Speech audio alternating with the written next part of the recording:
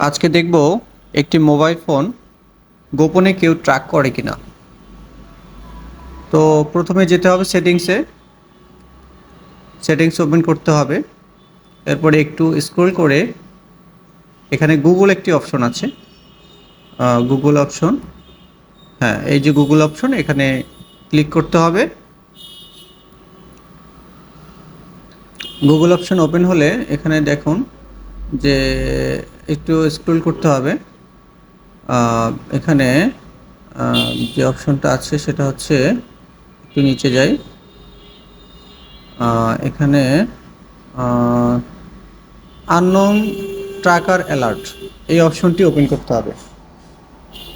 হ্যাঁ, এটি অন করে দিতে হবে। তো অন করতে হলে এখানে ব্লুটুথ ডিভাইসটা চাচ্ছে অন করতে, আর লোকেশন অন করতে হবে। এই দুটি অপশন অন করতে হবে। যেমন ব্লুটুথটা অন করে নিচ্ছি, এরপরে লোকেশনটি অন করতে হবে।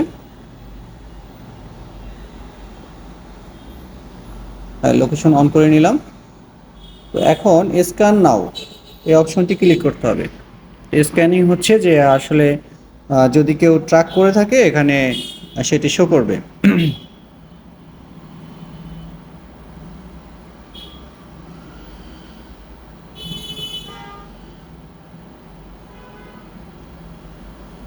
সময় নিচ্ছে।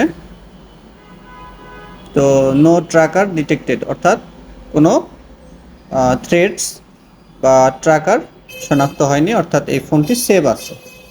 তো এখানে যেহেতু সেটিংসের অপশন থেকে আমরা গিয়েছি, যদি এটা খুঁজে পেতে কষ্ট হয় বা না পাওয়া যায়, অনেক ফোনে হয়তো এই সেটিংসটা এইভাবে নাও থাকতে পারে, সেক্ষেত্রে আপনি সেটিংসে যাবেন, সার্চ অপশনে ক্লিক করবেন, ওখানে আপনি ট্র্যাকার লিখে সার্চ করবেন।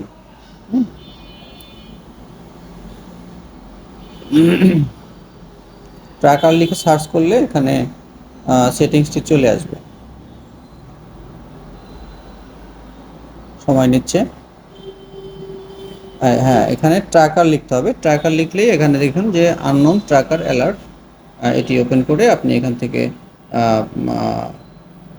এটি অন করতে পারবেন। আমাদের স্মার্টফোনে বিভিন্ন ধরনের আমাদের ব্যাংকিং বা ফাইন্যান্সিং বিভিন্ন অ্যাপস ইউজ করে থাকি, নিজস্ব কথোপকথন হয়ে থাকে, বিভিন্ন চ্যাট হয়ে থাকে। সেক্ষেত্রে অবশ্যই আপনার সিকিউরিটি সেফটির প্রয়োজন আছে। তাই এই সেটিংসটি আপনাকে চালু করে রাখতে হবে। আপনি চালু করে রাখলে আপনি সম্পূর্ণ সেফ থাকতে পারবেন এবং